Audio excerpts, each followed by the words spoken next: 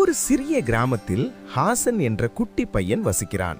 அவன் தினமும் பள்ளிக்கு போய் படிப்பான், வீட்டு வேலைகளையும் உதவி கொள்வான். ஒரு காலை பள்ளிக்கு செல்லும் வழியில் ஒரு முதியவர் சிக்கல் பார்த்து உதவி கேட்டு காத்திருந்தார். ஹாசன் தன் சிறிய கையில் இருந்த சில நாணயங்களை முதியவருக்கு கொடுத்தான்.